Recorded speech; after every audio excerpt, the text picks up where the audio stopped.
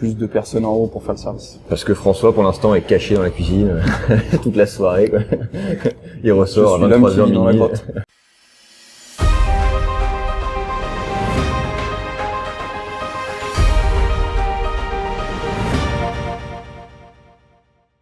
Bonjour et bienvenue dans ce nouveau numéro de Hors Plateau consacré à François et Fabien, gérants du bar ludique, le Blasto Dice.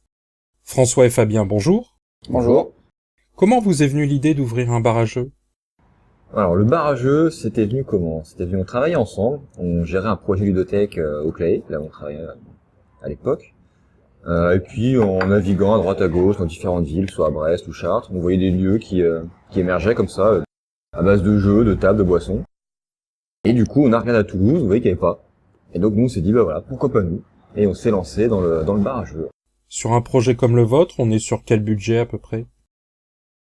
Alors nous, on a un montage un peu particulier, donc on n'a pas un budget fixe, on va dire.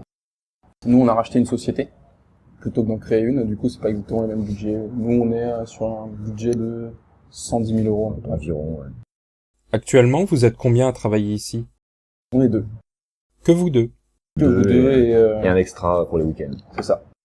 Du coup, vous pouvez nous présenter votre formule ? Alors, nous, la formule, c'est 2 euros. Pour 2 euros, t'as accès à tous les jeux, que ce soit jeux de société, figurines, fléchettes, baby-foot, autant de temps, autant de jeux, y a pas de limite là-dessus. Et après ça, c'est bar tapas, donc des consos comme dans les bars classiques, que ce soit des softs, des bières, des alcools forts, et des tapas, que ce soit des frites, des bonbons, des churros, des wraps, enfin un peu de tout. C'est ça. Pourquoi ce choix ? Je pense à d'autres formules qui existent, comme un forfait jeu à Bordeaux chez Jeux Barjo ou gratuit chez les tricheurs à Toulouse. Nous, on a fait ce choix-là parce que, premièrement, on a mis l'accès illimité pour pas mettre de pression sur les joueurs et pour pas qu'ils se sentent obligés de jouer vite, etc. Nous, ici, on a vraiment de tous les jeux qui vont de 10 minutes à 4 ou 5 heures si on fait des grosses parties de Warhammer, par exemple, ou des gros jeux, etc. Donc, on n'avait pas envie de limiter les gens dans ce choix-là. Et les 2 euros, nous servent à tout simplement augmenter notre fonds de jeu. C'est-à-dire que ces 2 euros de là sont réinvestis dans de l'achat de jeux, dans des nouveautés, dans le rachat de jeux qui ont fait leur temps, etc. Justement, vous avez une belle ludothèque. Combien de jeux avez-vous ? On approche des 500 à peu près, je pense. C'est pas si loin que ça la dernière fois, ouais. C'est ça. On doit être dans entre 450 et 500 jeux. Comment vous les choisissez ? On a notre expérience de joueur qui fait qu'on connaît déjà une bonne grosse partie des jeux phares, on va dire, qui sont sortis ces dernières années. Nous, ça fait des années et des années qu'on joue, donc on en a testé quand même beaucoup. Ensuite, on essaye de proposer tout type de jeu. Donc quand on voit qu'il nous manque un peu de jeux d'ambiance ou de gros jeux ou des choses comme ça, on va essayer d'acheter des jeux dans cette catégorie-là. Et ensuite, on se fait conseiller aussi par notre partenaire magasin qui nous vend les jeux sur les dernières nouveautés, ce qui marche en ce moment, etc. Vous avez aussi un partenariat avec une association Accro-Jeux. Absolument. Comment ça se passe exactement ? Accro-jeux, du coup, en fait, on leur loue une partie de leur jeu, parce qu'eux, ils ont une grosse ludothèque, mais qui est en partie dormante. Du coup, on leur en loue environ 260, je crois. C'était ça, ouais. Et donc voilà, pour un forfait mensuel. Et du coup, les jeux vivent ici, plutôt que dans une cave. On redonne de la vie aux vieux jeux. Si par exemple, je viens avec un jeu, comment ça se passe ? C'est toléré ? Oui. Il n'y a pas de souci là-dessus. On peut pas avoir tous les jeux. Donc il y a des personnes qui aiment jouer à certains types de jeux mais veulent se retrouver dans un endroit, donc il n'y a pas de problème pour accueillir ça. Ouais, les seules restrictions qu'il pourrait y avoir, c'est si tu viens un samedi soir avec des petites boîtes de jeux que nous on pourrait déjà avoir. Dans quel cas, autant utiliser les nôtres, quoi. C'est pas pareil, les gens qui viennent, qui repartent avec des jeux en main, on sait pas si c'est les nôtres, les leurs, c'est tout. Sinon après, il y a aucun souci là-dessus. Notamment les gros jeux, au contraire. À l'ouverture, c'était pas possible. Qu'est-ce qui vous a fait changer d'avis ? C'est l'expérience sur le terrain, de voir comment ça a fonctionné, comment ça a tourné, comment les clients eux aussi géraient les jeux, les demandes que eux ils avaient. Justement, voilà, on a pris un peu tout ça, on a réfléchi et on s'est dit que finalement c'était peut-être pas si problématique que ça que les gens puissent amener leurs jeux. Vous avez aussi une table avec des figurines, c'est plutôt rare dans un bar ludique. Pourquoi ce choix ? Parce que moi je fais des figurines depuis un paquet d'années, donc c'est un peu mon coup de cœur et la touche perso que je voulais avoir dans ce bar-là, notamment par rapport à tout ce qui est Warhammer. Et voilà, du coup, on a fait une table, on a un coin réservé à la figurine, C'est pas la table qui tourne le plus actuellement, parce qu'on n'a pas encore vraiment lancé l'action là-dessus. Pour l'instant, on s'est concentré sur le gros de l'activité, jeu de société. On attend dans un mois. Voilà. On attend les nouveautés qui arrivent bientôt, là. La V8 de Warhammer est annoncée avec une refonte des règles. Donc... C'est ça. Donc on va profiter de l'événement pour essayer de relancer un peu tout ça. Quel type de clientèle visez-vous? En général, nous, notre clientèle entre guillemets cible, c'est les 25-35 ans. Ceux qui jouent le plus en ce moment et qui aiment bien se retrouver dans des bars à thème. Mais après, on a des familles comme aujourd'hui, on a des étudiants, des plus vieux qui viennent pour faire de la figurine, du jeu de rôle. Des comités d'entreprise, des assos, enfin, il y a un peu de tout. Hein. C'est ça. C'est assez riche comme clientèle finalement. C'est ça qu'on se rend compte que c'est un milieu qui touche beaucoup de monde. Régulièrement, le Malte ainsi que des éditeurs toulousains se réunissent ici pour des journées ou soirées proto. Quelles sont vos relations avec eux? Nous, notre relation, elle date d'avant l'ouverture de ce bar-là. On a été pendant plusieurs temps, avant d'ouvrir notre bar à jeux, testeur de proto, notamment avec Alain de Blue Cocker et Nicolas qui a été anciennement chez Morning, d'ailleurs. Enfin Morning d'ailleurs, tout court maintenant. Ouais. Anciennement Morning Player et maintenant Morning. Et maintenant Morning. Et du coup, c'était notre volonté d'essayer de continuer de travailler avec eux et de développer les jeux de demain, de continuer d'avoir ce bonheur-là, parce que c'est vraiment intéressant de découvrir les jeux, leur conception et tout le processus de création. Vous avez reçu ici des personnes pour parler voyage. Vous avez aussi reçu le festival Pint of Science. Ouais. On s'éloigne un peu des jeux. Pourquoi ces choix? On a été contactés et c'est des gens qui étaient déjà venus dans le bar, qui ont trouvé l'endroit sympa, qui étaient voilà, ils se sentaient bien et ils nous ont proposé ça. Nous, typiquement, c'est des sujets qui nous intéressent personnellement, à titre personnel. Et du coup, on s'est dit, mais pourquoi pas? On a un grand espace à faire valoir, les gens sont venus. Pint of Science, par exemple, c'était en début de semaine, donc on sait que le bar n'est pas rempli à ce moment-là, donc bah voilà, on a profité. Il y avait des joueurs qui étaient là et des festivaliers qui profitaient justement de discuter de science. Qui plus est, c'est une thématique qui a attiré pas mal de nos clients. On a pas mal de nos clients du coup qui voyaient les publicités ici et qui se sont inscrits sur ces sessions. On vient de le voir, des protos, du voyage, de la science, mais aussi des avant-premières ludiques, du jeu de rôle, une murder party, des tournois, bref, pas le temps de s'ennuyer ici. Selon vous, c'est indispensable qu'il se passe toujours quelque chose dans un bar ludique?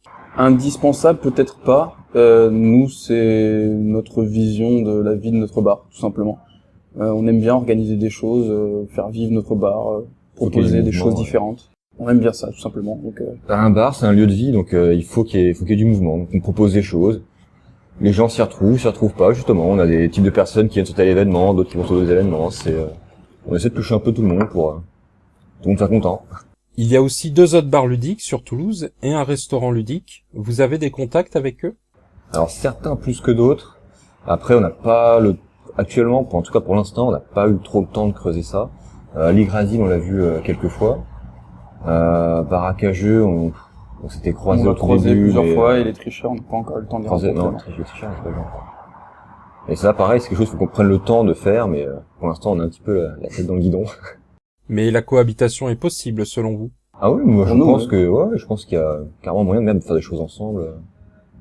Le but, c'est quand même de faire jouer Toulouse, quoi. Je pense qu'on sera pas trop 3-4 pour faire ça. Il y a le réseau des cafés ludiques qui existe. Vous avez déjà pris contact avec eux ou c'est quelque chose qui vous intéresse? On a pris contact avec eux, de souvenirs, ils ont eu leur première réunion à Cannes, dans le festival. Nous, on n'a pas pu y être parce qu'on travaillait ici. Oui, c'est quelque chose qui pourrait nous intéresser. Après, c'est tout nouveau encore, pour l'instant. On y travaille, on y réfléchit pour l'instant. On va voir ce qu'on peut faire avec eux, ce que ça peut donner. Mais en tout cas, oui, c'est quelque chose d'intéressant, clairement. De la même manière, est-ce que vous allez dans les festivals comme Essen ou Cannes? En tant que Blast Die, c'est sûr que ça va se faire. ça c'est certain. Moi, en tant que joueur, j'avoue que j'ai pas encore essayé ces festivals. Je sais pas pourquoi. Moi, j'avais pas été. J'ai fait principalement ceux sur Toulouse et ceux qui étaient à côté de chez moi, mais j'ai pas encore fait Cannes et Essen. Mais c'est quelque chose qui viendra très prochainement. Justement, l'As d'Or cette année, c'est Unlock. Il y a même eu un tournoi organisé ici. Selon vous, c'est le genre de jeu idéal pour un bar ludique? Oui. En tout cas, ça fait partie des bons jeux, ouais. Ouais, en tout cas, il a rencontré un formidable succès. C'est des jeux qui sont entre guillemets à usage unique, on va dire, parce que une fois qu'on a fait les 3 scénarios, du coup, on ne peut pas jouer à cette boîte. Du coup, c'est un jeu qui est parfait pour ici parce que ça permet à tous les clients de venir l'essayer, de voir si ça leur plaît, etc. et potentiellement soit de l'acheter, soit de continuer de la faire ici. En plus de ça, nous, du coup, pour l'occasion et pour le tournoi, on a eu des scénarios qui sont un peu inédits. Donc ça permet aux joueurs qui ont déjà fait la boîte de base de pouvoir continuer d'y jouer, de pouvoir profiter encore de ce jeu. L'éditeur nous a soutenus pour cette action et du coup, voilà, on a fait tourner son jeu et lui de côté, il nous a aussi soutenus pour le tournoi, qui s'est très bien passé. Il y a eu beaucoup de joueurs et effectivement, c'est un format de jeu qui est très intéressant. Ouais. Parce qu'on a des joueurs qui sont regroupés, qui étaient même pas forcément dans le même groupe. Encore une fois, hier, il y en a qui ont joué, qui se connaissaient pas forcément et qui ont joué à ce jeu parce qu'ils voulaient jouer à ce jeu typiquement. Ça fait appel. On parle beaucoup de Kickstarter. Est-ce que c'est quelque chose qui vous intéresse? À titre personnel, oui. Après, pour ouais. Après, pour un bar à jeu, c'est compliqué d'investir dans des Kickstarter qui arriveront que beaucoup de temps plus tard. En tout cas, pour l'instant, nous, c'est ce qu'on voit. Peut-être que ça va évoluer, peut-être qu'on verra ça différemment plus tard. Mais pour l'instant, on regarde ça, on observe. Cela fait maintenant quelques mois que vous êtes ouvert. Si je vous demande de faire un premier bilan de votre expérience, vous me diriez quoi? Ouais, bilan. Ça c'est pas facile ça. Plein de surprises parce que c'est un milieu, le jeu qu'on connaît, mais le milieu du bar on connaissait pas forcément. En plus on s'est lancé dans les tapas, voilà, c'est plein de nouveautés, plein de découvertes. On savait pas non plus comment, comme je disais tout à l'heure par rapport au jeu, comment les clients seraient, réagiraient, comment on se comporterait, etc. Donc c'est une succession de découvertes qui sont pour l'instant plutôt bonnes. Donc on est quand même super content de tout ce chemin. Des choses que peut-être vous feriez différemment? Toujours des choses qu'on pourrait faire différemment, mais avec l'expérience bien sûr, mais vu que l'expérience se gagne en étant dans le bar à jeu, je pense qu'on ferait à peu près la même chose. En mieux. En mieux. Quels sont les objectifs à plus ou moins long terme que vous vous êtes fixés? Plus ou moins long terme, ce serait de passer à 3 déjà. Je pense que ça, ce serait moyen terme. Ouais, d'avoir un cuistot permanent qui puisse me libérer du temps pour qu'on ait encore plus de temps pour expliquer les jeux, pour conseiller les jeux et plus de personnes en haut pour faire le service. Parce que François, pour l'instant, est caché dans la cuisine toute la soirée, quoi. Il ressort à 23h minuit. C'est ça. Mais qui fait des très bons wraps. Ah, merci. Pour finir, on voit que les projets de bar à jeux ou café-jeux se multiplient un peu partout pour notre plus grand plaisir. Ouais. Quels conseils donneriez-vous à ceux qui souhaiteraient se lancer dans l'aventure? Ouf, pas mal de conseils. On a été contacté 2-3 fois justement par des créateurs. Et nous, on répond aux questions volontiers, qui peuvent soit un coup de fil ou par mail, n'importe quoi.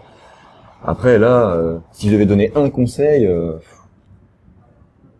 c'est de bien préparer le projet, de savoir s'entourer au début, quitte à passer avec des assos de création d'entreprise, etc. Parce que nous, c'est ce qu'on a fait, ça nous a beaucoup aidé. On est passé avec l'ADI. Et je pense que avoir un projet déjà sur papier bien solide, bien réfléchi, ça aide énormément. Ça, c'est le conseil que je peux donner. Après, il y en a beaucoup d'autres, mais ils peuvent appeler. Il n'y a pas de souci. François et Fabien, merci. Eh ben, merci à toi.